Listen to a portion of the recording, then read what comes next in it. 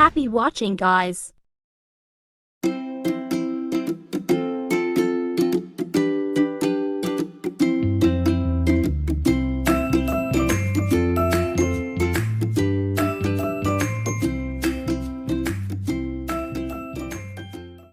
Assalamualaikum warahmatullahi wabarakatuh. Sebelumnya perkenalkan, nama saya Regita Ciani Putri Harun. Pada video kali ini saya akan menjelaskan terkait ekonomi pendidikan. Langsung saja ke penjelasan yang pertama, yaitu konsep ekonomi pendidikan. Ekonomi didefinisikan oleh Profesor Samuelson pada tahun 1961 adalah suatu kegiatan tentang bagaimana manusia dan masyarakat memilih menggunakan uang untuk memanfaatkan sumber daya produksi yang langka guna menghasilkan barang dan mendistribusikannya untuk kebutuhan konsumsi sekarang dan masa yang akan datang oleh sekelompok orang atau masyarakat. Intinya, ekonomi adalah kegiatan mengenai produksi dan distribusi segala sumber daya yang langka, baik barang maupun jasa, yang dibutuhkan oleh manusia dengan dua kata kunci, yaitu kelangkaan dan kebutuhan. Maka ekonomi pendidikan adalah suatu kegiatan mengenai bagaimana manusia dan masyarakat memilih dengan atau tanpa uang untuk memanfaatkan sumber daya produktif yang langka untuk menciptakan berbagai jenis pelatihan, pengembangan pengetahuan, keterampilan, pikiran, watak, dan lain-lain, terutama melalui sekolah formal dalam suatu jangka waktu dan mendistribusikannya sekarang dan kelak di kalangan masyarakat. Urgensi ekonomi dalam dunia pendidikan adalah untuk menunjang kelancaran proses pendidikan atau belajar mengajar, bukan merupakan modal untuk dikembangkan ataupun bukan untuk mendapatkan keuntungan. Ekonomi pendidikan merupakan ilmu yang mempelajari bagaimana manusia dan masyarakat memilih menggunakan uang atau tidak untuk memanfaatkan sumber daya produktif yang langka guna menghasilkan berbagai macam jenis pelatihan dan pengembangan pengetahuan, keterampilan, daya pikir, karakter, dan lain-lain. Selanjutnya, yang disebut sebagai standar pembiayaan pendidikan adalah biaya minimum yang diperlukan sebuah satuan pendidikan agar dapat dilaksanakan kegiatan pendidikan selama 1 tahun. Biaya di sini meliputi biaya investasi, biaya operasional, dan biaya personal.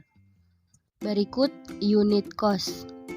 Menghitung cost per unit akan lebih mudah dan sederhana dengan cara menghitung total biaya dalam satu kali produksi, lalu membagi biaya tersebut dengan jumlah barang yang diproduksi. Kemudian total cost. Biaya total yang harus dianggarkan untuk membiayai seluruh kebutuhan hidup Anda dalam jumlah uang yang harus Anda keluarkan untuk periode 1 bulan.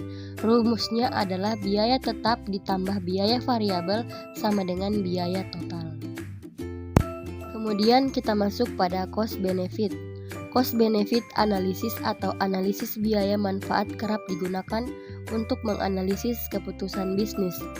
Cost benefit analisis adalah perhitungan yang dilakukan dengan menjumlahkan manfaat suatu situasi atau tindakan dan lantas mengurangi biaya yang terkait dan pengambilan tindakan itu. Yang berikut, rate of return adalah keuntungan atau kerugian dari investasi selama periode waktu tertentu. Dengan kata lain, tingkat pengembalian adalah keuntungan dibandingkan dengan biaya investasi awal, biasanya dinyatakan dalam bentuk persentase. Yang berikut, angka partisipasi kasar ialah proporsi anak sekolah pada suatu jenjang pendidikan tertentu dalam kelompok umur yang sesuai dengan jenjang pendidikan tersebut. Semakin tinggi angka partisipasi kasar, berarti semakin banyak anak usia sekolah yang bersekolah di suatu jenjang pendidikan pada suatu wilayah. Yang keempat, angka partisipasi murni ialah proporsi anak sekolah pada suatu kelompok tertentu yang bersekolah pada tingkat yang sesuai dengan kelompok umurnya. Semakin tinggi angka partisipasi murni, berarti semakin banyak anak usia sekolah yang bersekolah di suatu jenjang pendidikan pada suatu wilayah. Kemudian yang berikut, variable cost. Variable cost adalah biaya perusahaan yang berubah sebanding dengan hasil produksi. Variabel cost naik atau turun tergantung pada volume produksi perusahaan.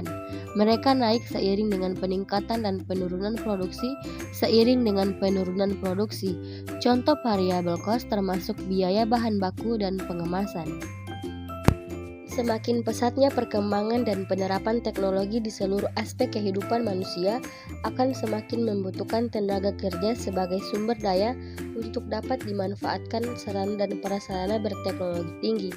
Pasar tenaga kerja akan semakin membutuhkan individu-individu dengan daya saing dan kompetensi yang baik untuk dapat menggunakan dan memanfaatkan perangkat berteknologi.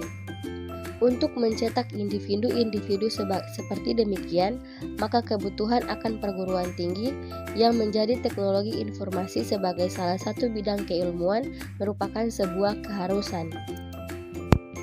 Secara umum, manajemen pemasaran adalah kegiatan perencanaan, tindakan, pengawasan, dan evaluasi yang berhubungan dengan proses memperkenalkan produk atau jasa kepada khalayak luas atau konsumen.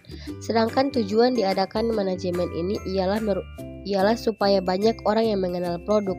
Pemasaran jasa pendidikan merupakan langkah pembaruan lembaga pendidikan dalam rangka memasarkan produk layanan jasa pendidikan kepada masyarakat dengan menciptakan dan menawarkan inovasi produk jasa yang sesuai dengan harapan dan tuntutan pasar.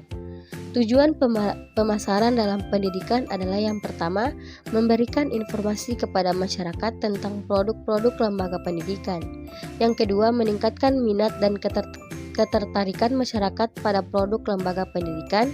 Yang ketiga, membedakan produk lembaga pendidikan dengan lembaga pendidikan yang lain.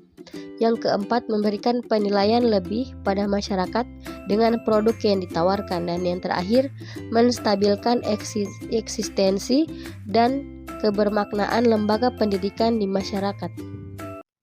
Demikian itu saja yang bisa saya sampaikan. Mohon maaf bila ada kekurangan. Wabillahi taufiq wal hidayah. Wassalamualaikum warahmatullahi wabarakatuh.